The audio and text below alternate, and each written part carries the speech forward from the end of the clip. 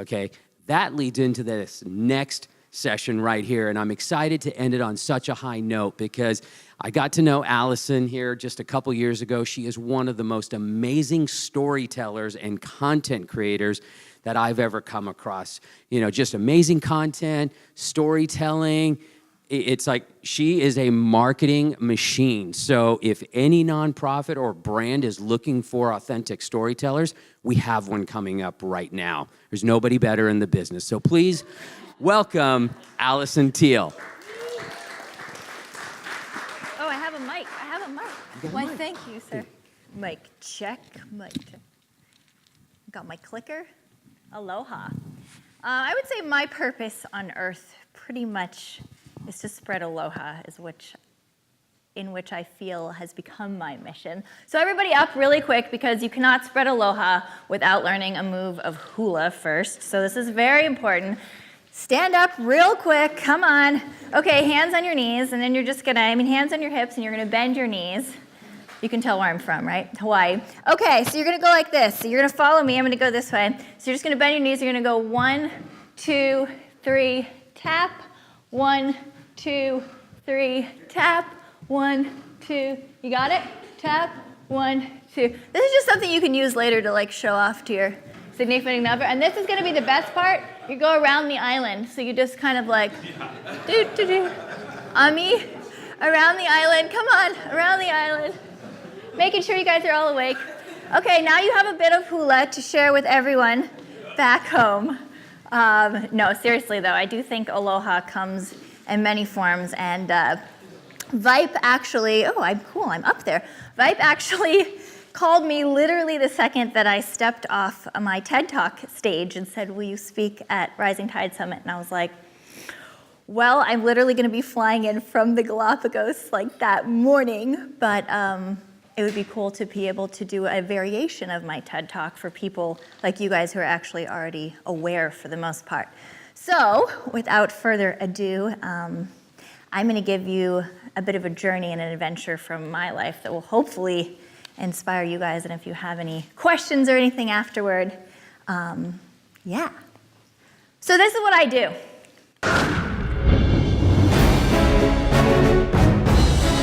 My name is Allison Teal. Look at all these skeletons. And my passion is to dive into the unknown. And there's hot molten lava. It all started at a few weeks old when my legendary explorer parents decided to take me on all of their quests. And now I've taken up the torch of adventure. Basing out of my off-the-grid retreat center in Hawaii, I journey to the remote and exotic corners of this wild world.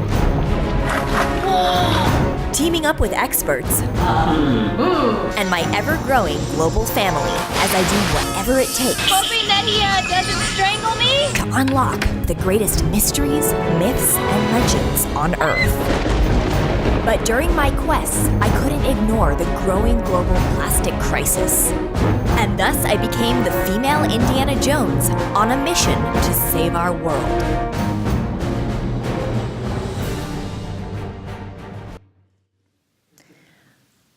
So I was recently honored with the title of the female Indiana Jones. It was by Time magazine, actually, and my life has been a wild quest investigating the world's greatest mysteries, myths, and legends.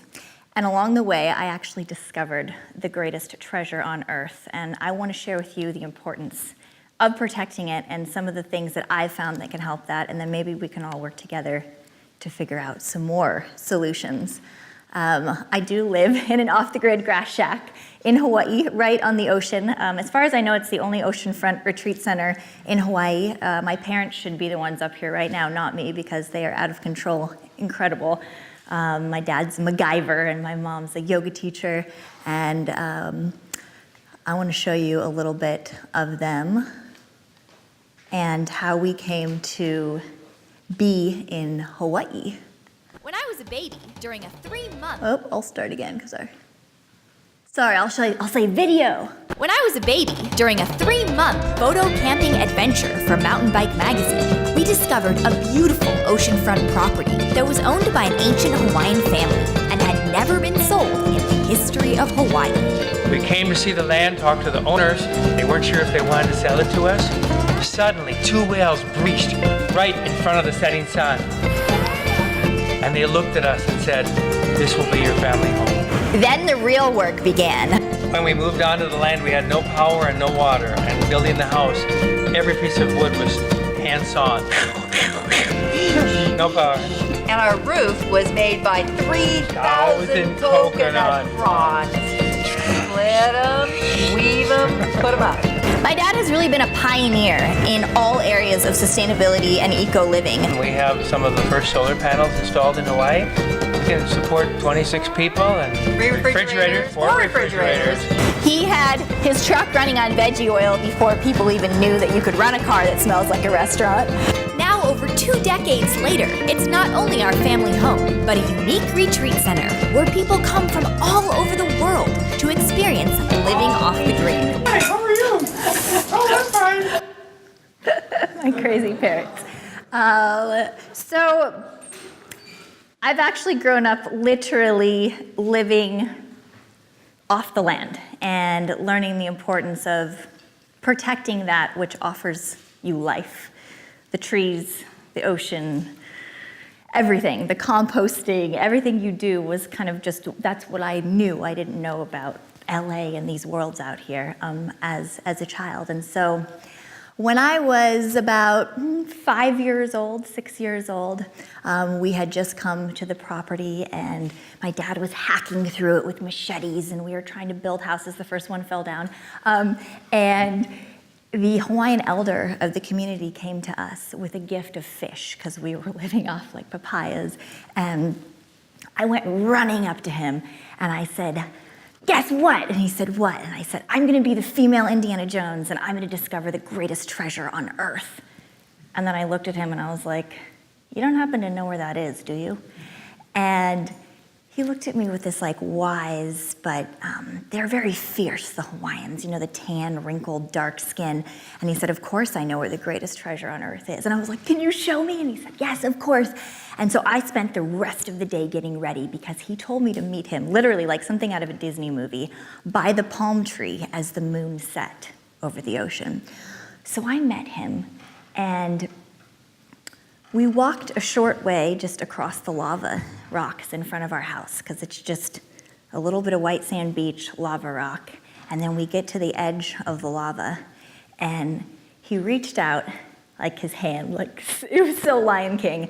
And he's like, "Young Allison, there is your greatest treasure on earth." And I kind of looked at him confused and I was like, "Huh?" And he said, "Allison, the word for water in Hawaiian is vai. And the word for wealth is vai vai. Therefore, our world waters are the greatest treasure on earth." And I don't know at that moment if I really realized in my little 5-year-old mind how that moment would change my life and essentially the world. I was raised to believe in storytelling and wisdom passed on by ancient elders such as the Hawaiian, because Hawaii was only my home base. My parents were adventure photographers for like National Geographic and Patagonia, and thus at about 2 months old, they whisked me away up the highest peak in southern Peru for my first family adventure, and apparently I turned blue at the top, and they got me down, so now I have something to blame everything on when I'm like, I didn't get that right in school, or they're like, oh, it's because I lack of oxygen as a baby. And thus, my entire childhood was homeschooling, or more like world schooling, around the world in some of the most remote, exotic, dangerous places with our grass shack as a base camp that we would keep building as we returned. Learning to survive off the land in places like Jamaica with the fishermen, and climbing some of the highest mountains in the world, like Mount Everest base camp at age 7. And making friends in every country that I went to, like my first friend, Billy the monkey in the Amazon rainforest. And later I became a pro surfer, more like a soul surfer, and a professional free diver, thanks to our wonderful PADI organization.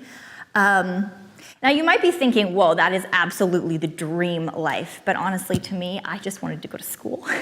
That was my dream. I wanted to sit in a classroom, and I was lucky to receive a scholarship to UC Berkeley, where I studied archaeology, anthropology, and to USC, where a girl who'd never owned a TV somehow got a film major degree, which was pretty exciting for me because I wanted to share the mystery and intrigue of all these cultures that I'd grown up in and to change the world. And so I thought, okay, I'm gonna create this film series called Allison's Adventures that will educate through entertainment in every country that I go to. And it started off going down the Peruvian coastline by mule, of course, and teamed up with this gangster surf guide named Pulpo, or Octopus. And what we found along the desolate Peruvian coastline basically changed my life. Incredible discovery. In the loose sands along the water, we uncovered a 3,000-year-old pre-Incan mummy chief who was a surfer. It had a gold nose piece in the shape of the caballito de totora, which were the boats that they would go fish in and surf the waves back in. And you see the paddle with the precious inlaid stones. And there's a little bit of the ceramic showing, which is also in the shape of a surfer or the boats that they would take out. And what I came to understand from the locals is that the reason they would bury their elite right next to the ocean in these loose sands and with all memorabilia honoring the sea is because they valued the world waters as the greatest treasure on Earth. So I thought, okay, if I want to prove this theory about world water, I need to go into the mountains, to somewhere they've never seen the oceans, and see what they have to say.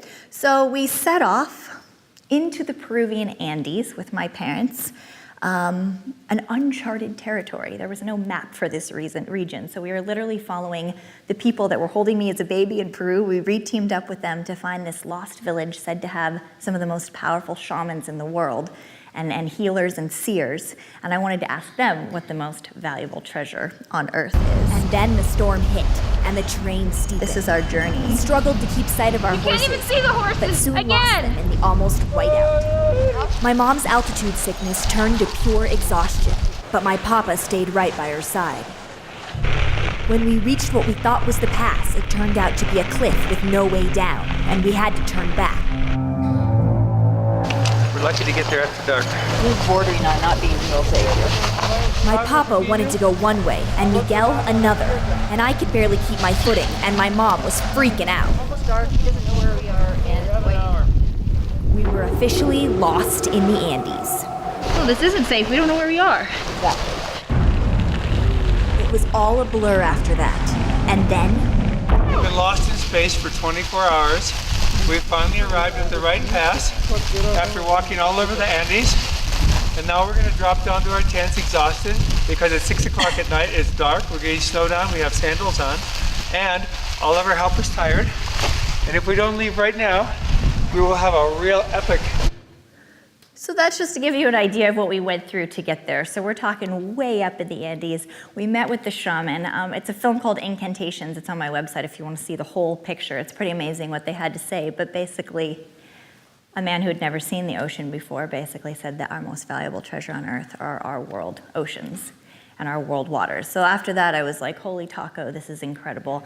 And I wanted to check out what they believed about fresh water. So I set off down to Tulum, Mexico, to the cenotes, to understand a little more from that perspective. And I got to team up with Geronimo, who's an archaeologist scientist down there, who's studying the oldest humans in the Americas that were found in these freshwater cenotes to see what science has to say about fresh water. So this is a little clip about what we were able to do down there. today I got to visit a lab studying prehistoric skeletons in Mexico. That's a saber-toothed cat. Geronimo! Allison? Aloha! I met with top researcher Geronimo, Welcome to my lab. who studies the oldest humans found in the Americas. Well, let me introduce to you Wilson, my assistant. Doesn't talk much. No, and zero initiative, but he's a good company. He seems a little deadpan for an assistant. Oh, do I look official? Instituto de la Prehistórica de America. Inspector Gadget. Oh my gosh, it's huge. But it's little. I would not know if I was diving and be like, oh look, there's an ear bone. He found the ear bone deep in an underwater cave. It's one of the oldest on From Earth. the auditory canal. The little bitty ear bones fit right in there. It's amazing he can recognize something that small on the floor of a cave. Wow. And here is what they estimate she looked like.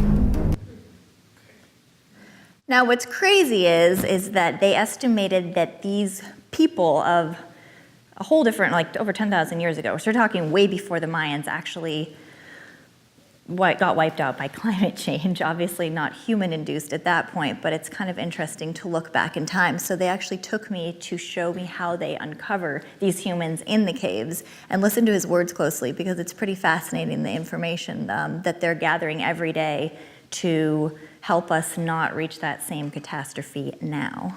I followed professional cave diver Geronimo into a prehistoric chamber. Our mission? For him to show me what it's like to uncover one of the oldest humans in the Americas. Geronimo and his team have extracted 8 prehistoric humans from the cave system. Their research is continuously rewriting history.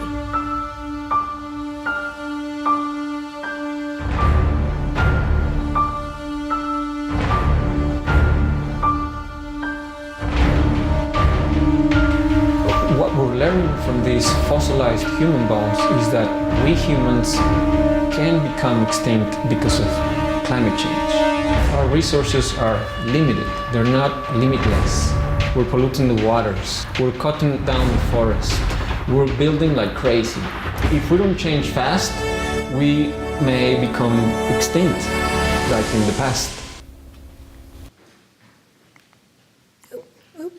Okay, so as I was learning about all of these incredible things, I decided, okay, I'm gonna dive hardcore into ocean research and actually scientific research.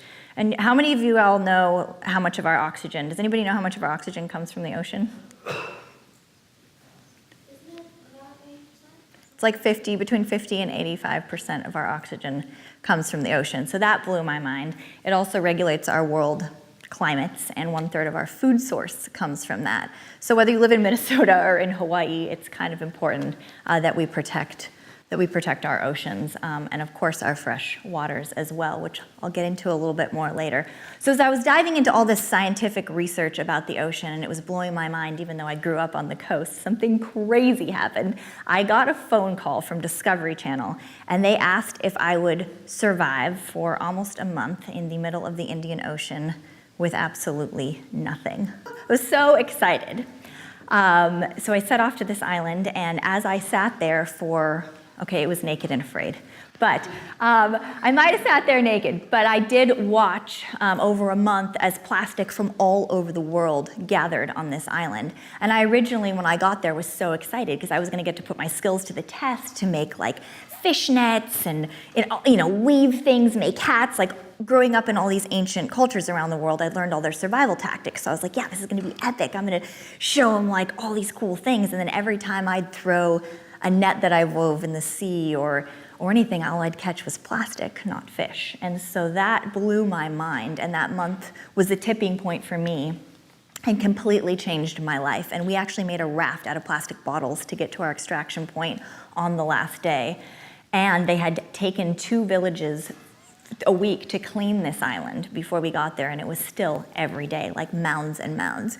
So thus, I basically changed my mission after that into being, the female Indiana Jones, to being the female Indiana Jones on a quest to save our world waters and our greatest treasure on Earth.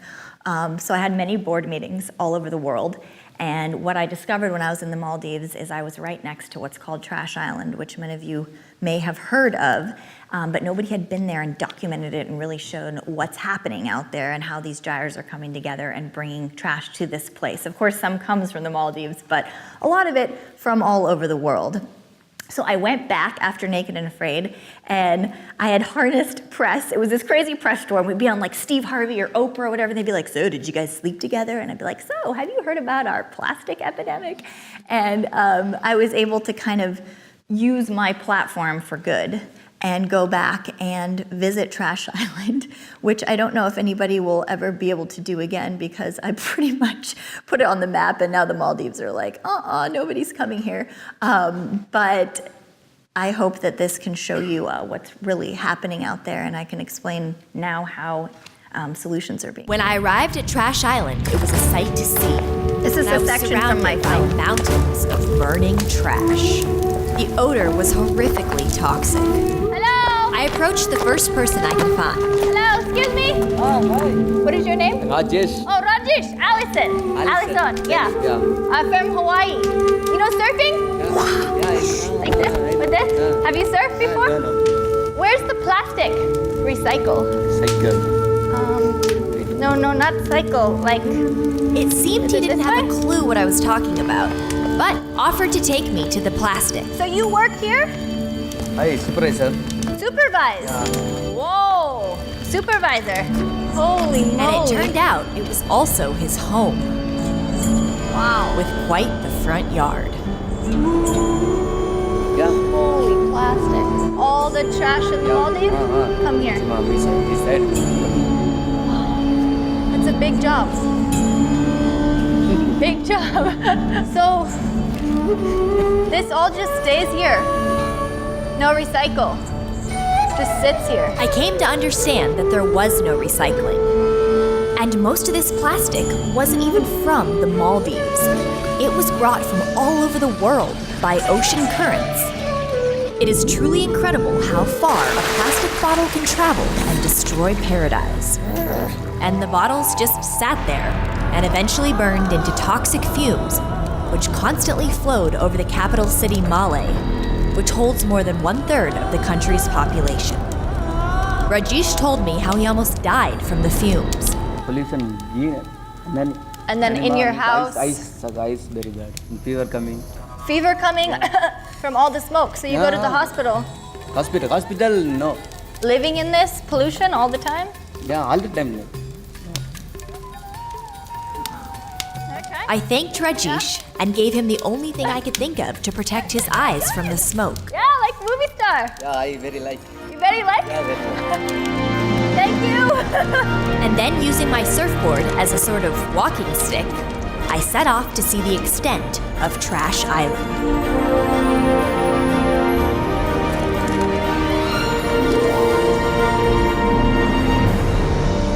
So originally I made these films for kids, if you can't tell. Put on a lot of pink and had a crazy high-pitched voiceover. And then this went viral amongst many ages, which was a blessing because we've actually been able to now start the cleanup of Trash Island. 91% of plastic globally is actually not recycled. And in my short lifetime, we've done more damage to our world waters with plastic than all of history combined, which is pretty wild. Like 8 million metric tons of plastic enter our oceans every day. And of course, you guys know the saying, probably by 2050, there'll be more plastic than fish in our oceans. So that's pretty scary.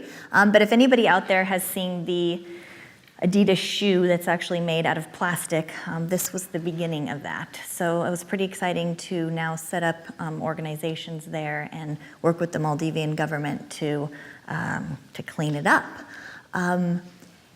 Does anybody know where this is?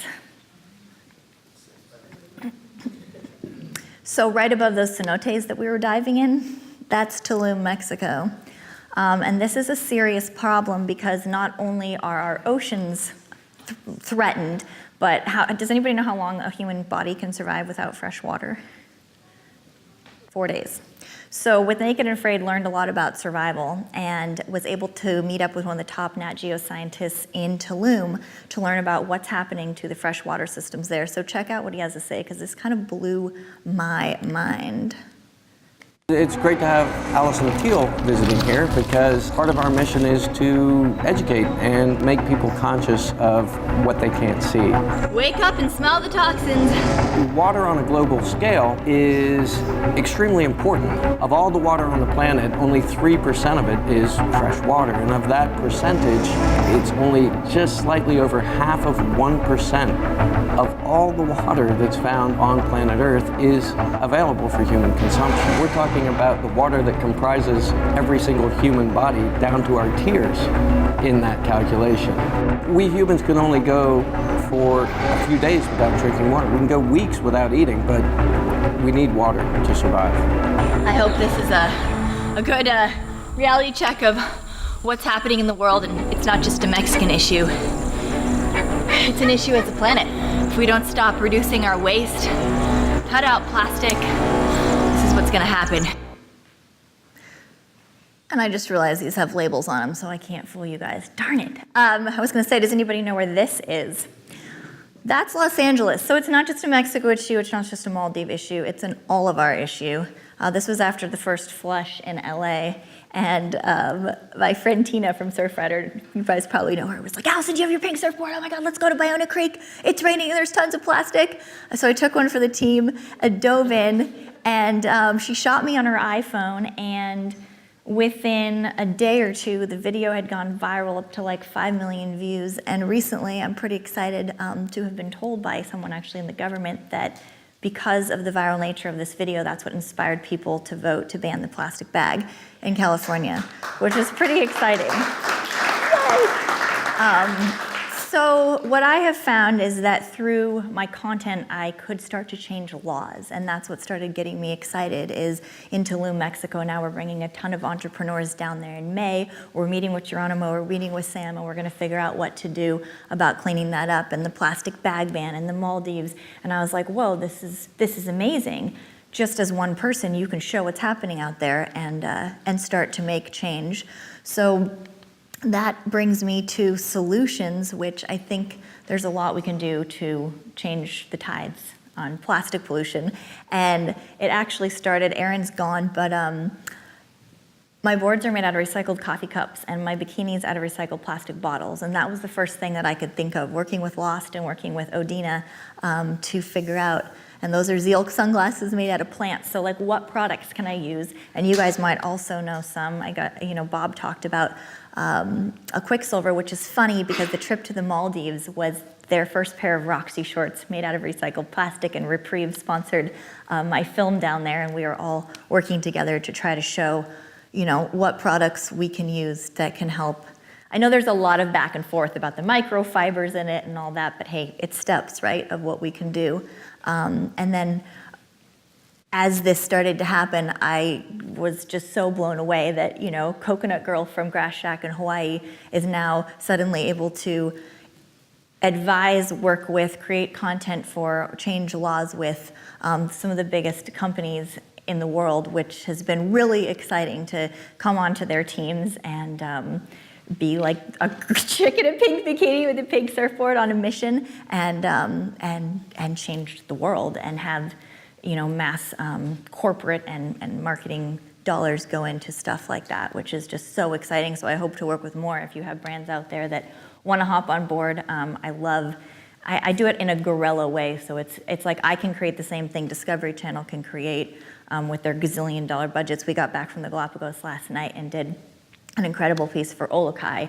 It's kind of like me with my laptop and all this content I edit and create and do.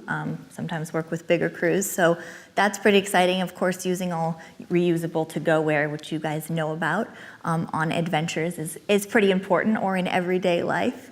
And that brings me to the point that I think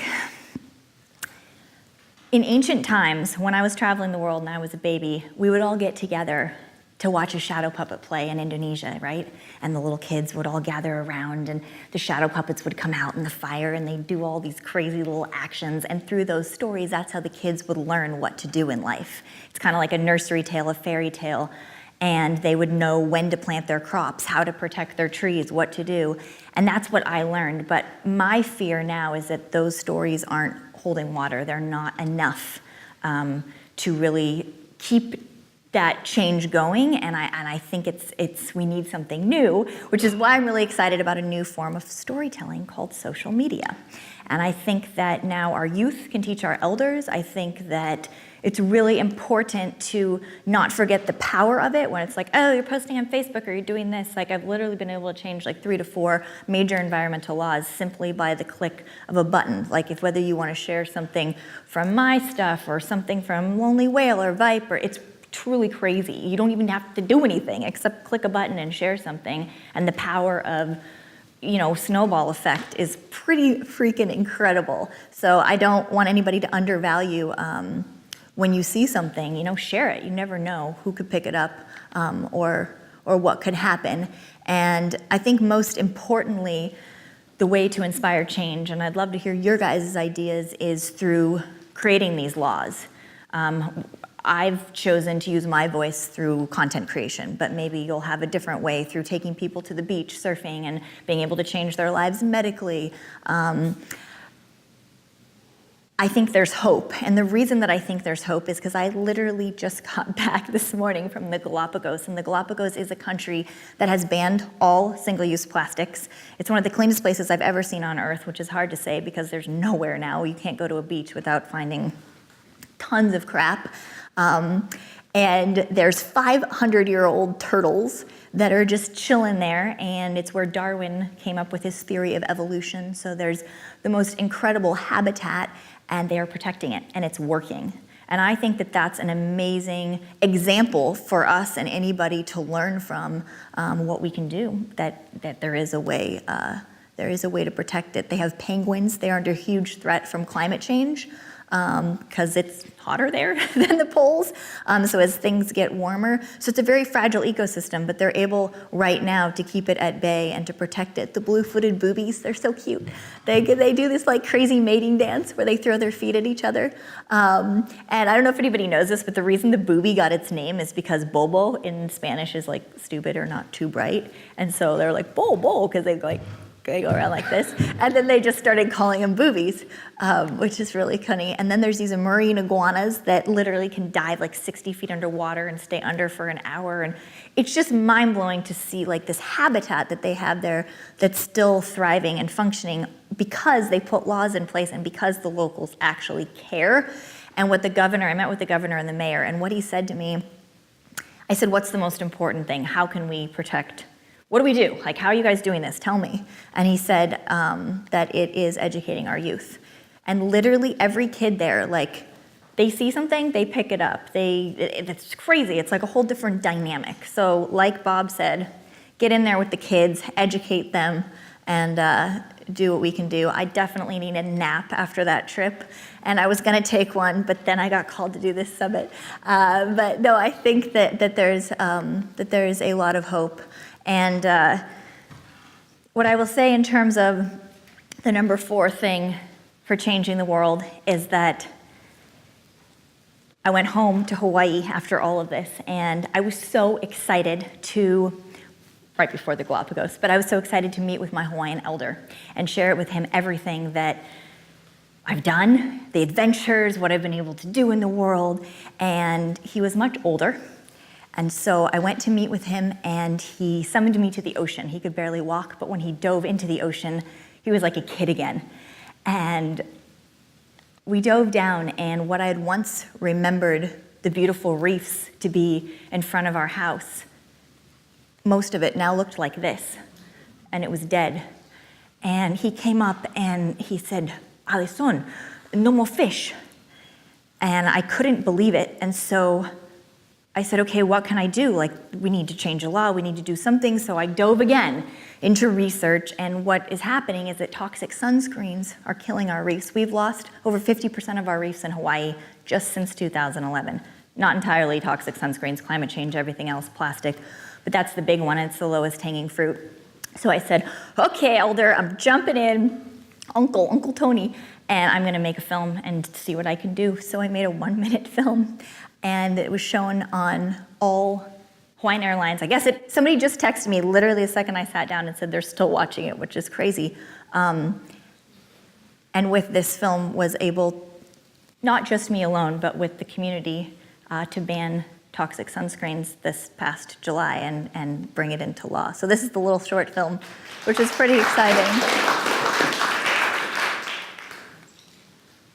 Come on, play.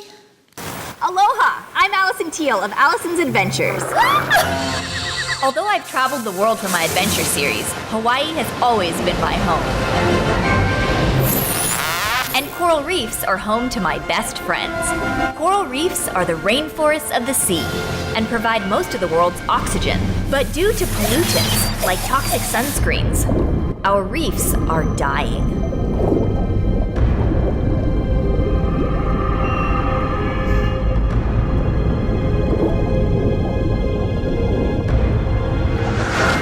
We can all help be a part of the solution by using reef-safe, certified natural sunscreen that uses only non-nano zinc oxide, like my favorite, raw elements.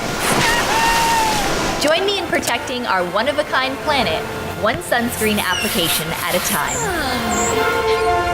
Mahalo. So that was my theme, is education through entertainment, and I want to keep promoting that and have fun with it, because I don't think saving the world has to be, or I don't think the apocalypse, it's like, oh, we're all gonna die every day. I think that we can have fun with it, and we can keep spreading the aloha. As this law passed, so did my Hawaiian elder. And when I went to see him, we sat there in his little hale, and he said to me, on his deathbed, basically, Allison, I need you to pass this information on to everyone you can meet so that our future generations can have fish. That's simple. So, woo, that's why I stand here today, is I'm grateful to VIPE for bringing wonderful people together who care about making change, and I hope through my stories, or any stories that you see, keep sharing the stories, because storytelling is what makes changes and is what makes impact. And ask your elders for their stories and keep sharing them and spreading the aloha. And I think together we can be a bigger voice, because I'm just one, but ripple effect is real. So thank you for having this hi microphone, this beautiful ohana, as we say in Hawaii, come together. And yeah, I'm excited. If you guys have any questions or ways we can collaborate, I'm pretty excited to keep doing that. So mahalo lots.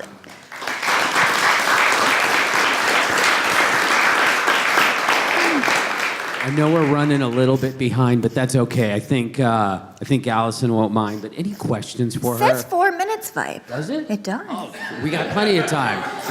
We got plenty of time, more than that. Any questions for Allison? Yeah, Edith. Hi, Allison. That was great. Thank you for sharing your story with us. What's coming up for you in the next year? What are you really focused on the rest of this year? Chocolate. It was funny. You said write your keywords on my mission statement. I was like chocolate, surf. And I was like, dang it. How do I make a sentence out of that? Dark chocolate. Wow. Well, in terms of passion projects, business, the world, I'll let you guys in on a little secret. I hate to say things before they hatch, because I feel like Hollywood is a place of well, I'm doing this, and then you never know what happens. I've actually, does anybody heard of Ripley's Believe It or Not? Yeah. So I just went to Florida to meet with them at their headquarters, and it looks like the next Ripley's Believe It or Not book will be Allison's Adventures. It'll be the first girl book they've ever done to educate children about believe it or not, our oceans are dying. Believe it or not, our reefs are going. Believe it or not, there's a 500-year-old tortoise in the Galapagos that was still there when Darwin was there. That kind of thing, to switch to that. So that, if it happens, which it seems to be, will be very exciting. So writing a kid's book. I originally wanted to start out educating kids. That's why I'm just, this is me all the time. I'm like, then it's, kids aren't on Instagram, 5-year-olds aren't on Instagram. So hopefully getting really into that kid genre. I'm advising a bond fund out of Europe, which, if it happens, is really exciting, because I get to tell them which nonprofits to put their money towards in terms of saving the ocean. It's called the Blue Ocean Bond Fund. They have a lot of money. So that would be cool to be able to be like, hey, Five Gyres, you're doing this expedition. I can help with that. Or So that sort of thing is, and I just got back from the Galapagos. I paddled through so much trash that I was like, okay, I need to paddle through some beautiful animals and show what we're protecting. So I'm making a series about the animals and why we need to protect our oceans, what will happen if they disappear. And oh my gosh, there's so many things. Like just every day there's a new adventure, and working with more companies to, we need to change our consumption. That's why I asked you about the social media thing, because I feel like if we could direct dollars to the ones that are really, it can make a big change. It just has to be done in the right fashion. So that's why I was curious about that. I have a question. What's your plan? What's my view on conscious consumer awareness? Oh, okay.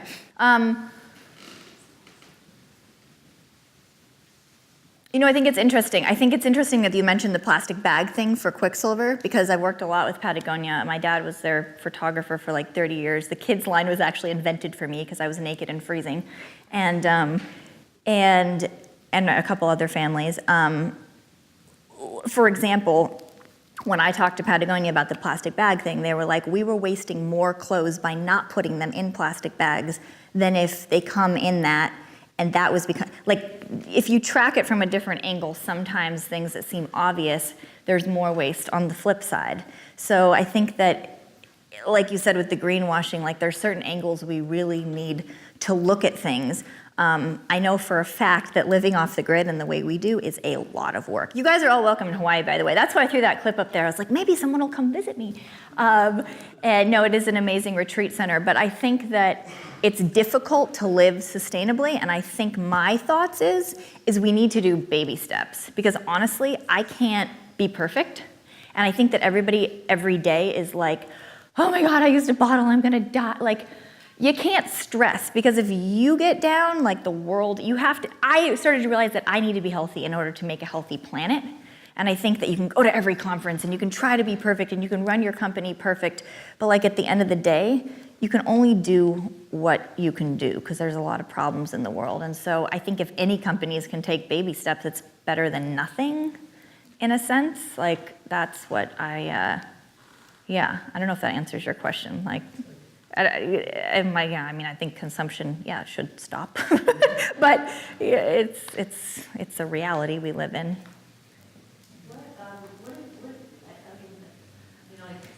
Plastic bottles, water bottles, plastic bottles, styrofoam containers, like the little bitty, like fish, you get it like a fish market, like a foam container that breaks down. Of course, straws and forks, and it was interesting. We did the first statewide Hawaii beach cleanup, and I kept pretending I was the Little Mermaid, because I kept finding like shampoo bottles and combs and toothbrushes, and shampoo bottles and combs and toothbrushes. I've seen it all. The brooms, like the ends of brooms, you'd be surprised how many brooms are out there with their bristles, and those things break down a lot, which is kind of crazy. Bottles, I'd say, are my number one. Honestly, when you travel, so I was just in Jordan in the Middle East. I got to go with the Cousteau family, which is funny that you mentioned aqualung, because we were talking about aqualung, and it was his granddaughter, Celine Cousteau, and we went to Petra, and we were there with the tourism board, and we were like ready to support women in the Middle East and make an epic movie about Jordan, and literally everywhere I walked in Petra was like mounds of plastic, and I was like, uh-oh, they're gonna hate me, but I'm making a real film. And I did, and the tourism board loved it and actually promoted it, because there's no recycling plants in those countries. Like, it's away from the ocean, and there's still nothing to do with it, and they want help. They just don't know how. They don't have the infrastructure. They don't know how. They're trying to figure it out.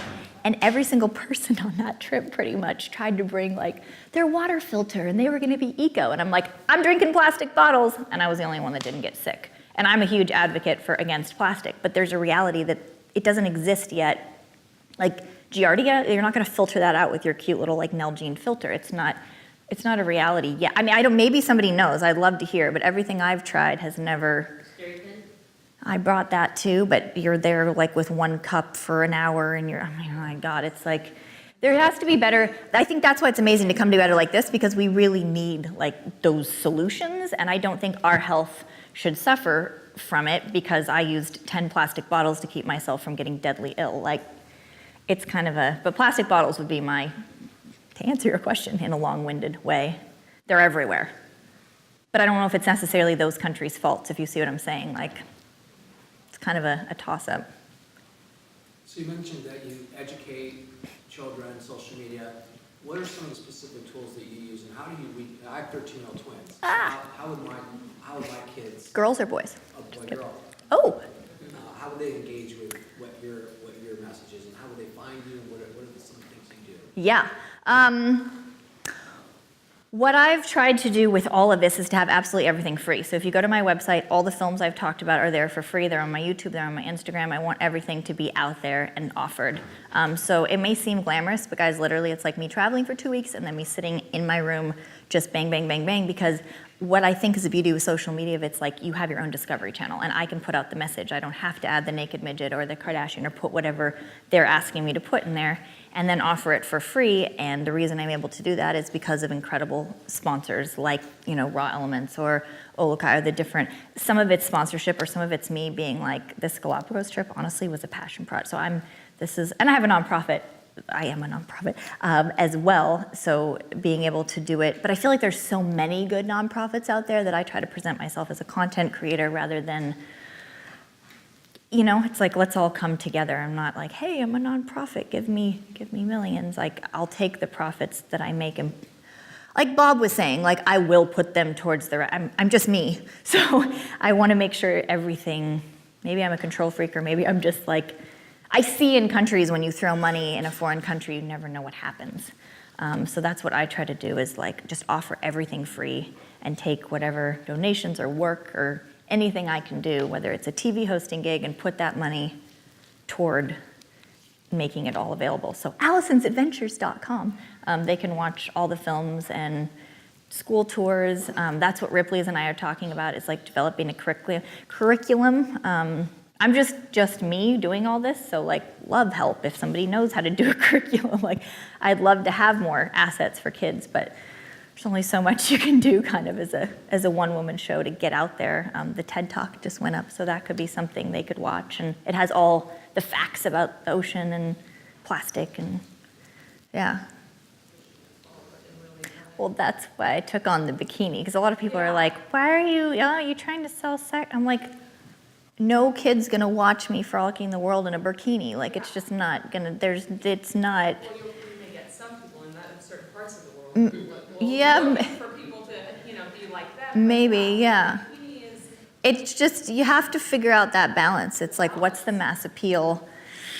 It's a toughie. I've had, to figure it out, because all the little girls want to look up to Miley Cyrus and Britney Spears or whatever. So I was in my mind was like, how do you make a eco Miley Cyrus? Like, how do you make it so it's risque enough that they're like, oh, I want to be like, but it's like, I've never drank or done a drug a day in my life. And so I don't know, I've always wanted to inspire kids, but you also have to have that edginess, a little bit of like the sex, I don't even know if that's the right word. Like, do you know what I mean? Like when I was little, I was looking up to the older girls and what are they doing? Not like the perfect, you gotta balance it somehow. So it's a toughie, but Vipe actually looks really good in a pink bikini as well. So most of the time I, wardrobe malfunction. It's pretty crazy, but no, I'm excited. I'm excited to see what happens. You asked what's next. I'm going to speak at Summit Tulum, which is an event like this. But so just to explain, so Summit is coming together because of that 1-minute film with Sam talking about water on Earth. I mean, this is what I'm saying. This is crazy. Now the biggest entrepreneurs on Earth, and headlining Harrison Ford and the female Indiana Jones, which is kind of crazy coincidence. We're going to Tulum to meet with Geronimo and Sam, who are like over the world excited because they're like villagers. Geronimo was like a villager, to solve the Tulum plastic crisis just because of the one. So it's crazy. I think if you guys, you just go and do and do, and don't ever not do. Just keep doing. I think a big part of this is educating the kids. Yeah, the kids. That's the one biggest thing that I saw in the Galapagos was you have a generation of the older people who actually do care, but then you have these kids who literally from the day they're born, they're ingrained about how bad plastic is. Yeah. And it was mind-boggling to walk around and you got 5-year-old kids going in groups and they're literally picking plastic off the ground and throwing it in a recycling bin. And they really do care. And everybody we asked, they said it's just because it's something that's been ingrained through the education system and through their lives. where that plastic is bad Well, the schools, the Galapagos I mean, works. this has to happen at like kindergarten level, Yeah. preschool level. Yep. where Any it's teachers? different. I know, teachers and educators, Yeah. and that is really, it has to be part of We'll the get there. curriculum then. We'll get there. It's happening. Vibes. It's Vibes Bikini. I just think it's gonna. It's Vibes Bikini. Thank you. I love you all so much. Thank you. Mahalo. Thank you so much, Allison. I mean, Mahalo. how incredible is that story? I mean, you know, the talk was about the greatest treasure on earth, but I mean, Allison is a treasure unto herself. Look, you know, as we're talking about this, I agree. You know, youth are the way to helping solve our problems. And I'm fortunate enough to have an experiment at home who is 7.5 years old. And I can see that, you know, when I was growing up, my parents weren't talking about conservation, recycling, trash, or anything like that. So I grew up for, you know, more than half my life, you know, probably being one of the bad guys. Okay. And then all of a sudden I started to learn about the ocean, the health, the waste, and all that stuff, and I became more and more involved.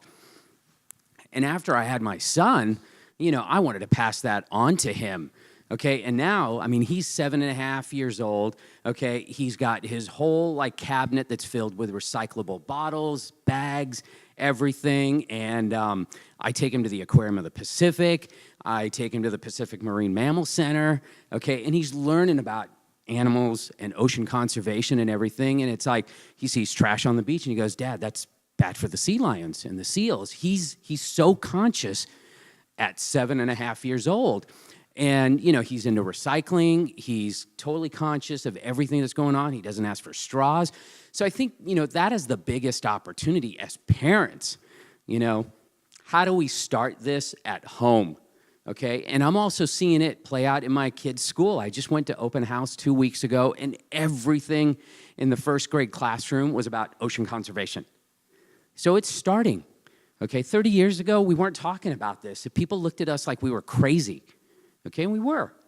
Okay, but now it's a badge of honor. You know, if you're not involved in ocean conservation in some way, shape, or form, or recycling or anything, you know, get with the program. So, look, we have had 2 days of exciting, informational, and inspirational talks, you know, and look, everything was curated as such. You know, there was a flow to everything, and I'm so stoked that all of us got to come together and collaborate. But there's 5 words that I want us to walk away with and carry out until we come back again next year. Okay, but these are your 5 action words. 1, opportunity. Okay? Opportunity. There's so much opportunity to protect our oceans.